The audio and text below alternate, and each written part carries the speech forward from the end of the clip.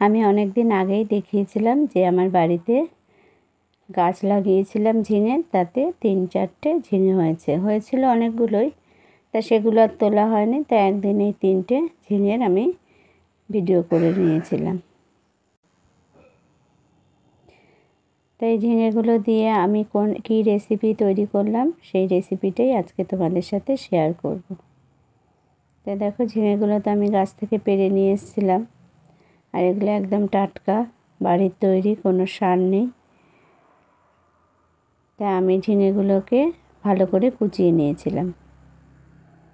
তারপরে ঝিঙেগুলোকে কুচিয়ে সাথে আমি একটু পেঁয়াজ নিয়েছি, দুটো কাঁচা লঙ্কা নিয়েছি, এটাও বাড়ির গাছেরই কাঁচা লঙ্কা, আর নিয়েছিলাম একটা ডিম। তারপর ডিমটাকে এইভাবে ফেটিয়ে রেখে দিলাম।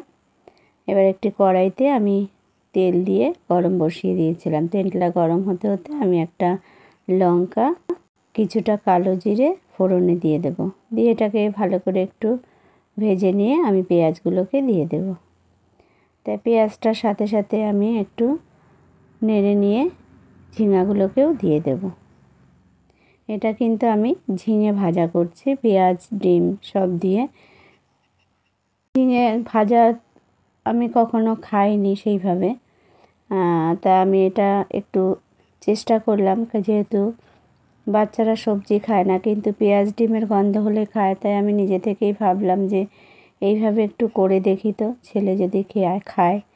তারপরে যাই হোক, করে তো ফেললাম, তা ভালোই হয়েছিল। তা দেখো, আমি এখন লবণ দেব না, আর কোনো ঢাকবও না, এইভাবেই আমি ভাজা ভাজা করব। একটু হলুদ দিয়ে দিয়েছিলাম, আর একটু ভাজা হলে তারপরে আমি লবণ দিয়ে দেব। আর ঢেকে দিলে কিন্তু জল বেরিয়ে যায়, ঝিঙে তো প্রচুর জল বেরোয়, তোমরা নিশ্চয়ই জানো। একটু যখন ভাজা হয়ে যাবে তখন লবণটা দিলে আর বেশি জলটা বেরোবে না। দেখো, আমি এখন লবণ দিয়ে দিলাম। এবার আমি আর একটু ভাজা ভাজা করে তারপরে আমি এর মধ্যে, এগুলোকে আমি আর তুলব না, এর মাঝেই আমি ডিমটাকে দিয়ে দেব।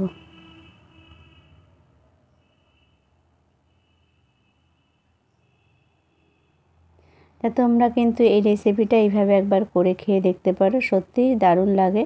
আমি যেহেতু খাইনি, কিন্তু ছেলে খেয়েছে, দেখলাম বেশিরভাগ সবজিটাই ওই খেয়ে নিয়েছে। তাতেই বোঝা গেল যে এইভাবে করে দিলে ছেলেকে সবজি খাওয়ানো যাবে। তারপর দেখো, আমি ডিমটাকে এইভাবে একটু করতে করতে যখন ডিমটা হয়ে আসবে, তারপর পুরো সবজিটার সাথে মিশিয়ে আমি ভাজা ভাজা করে নেব। এটা কিন্তু রুটি বা পরোটার সাথে দিলেও খাওয়া যায়। আর ওকে দিয়েছিলাম ভাতের সাথেই, গরম গরম ভাতের সাথে, সবজি ডাল ছিল।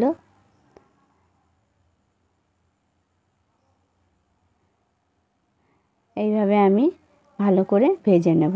তা তোমরা দেখে বুঝতেই পারছো সবজিটা কতটা সুন্দর হয়েছে, কোনো মশলা ছাড়াই, শুধু কাঁচা লঙ্কা ফোড়ন আর দুটো কাঁচা লঙ্কা চেরা, ব্যাস হয়ে গেল। এবার আমি নামিয়ে নেব। তা তোমাদের রেসিপিটা কেমন লাগলো অবশ্যই কমেন্ট করে জানিও। আর সবাই ভালো থেকো, সুস্থ থেকো।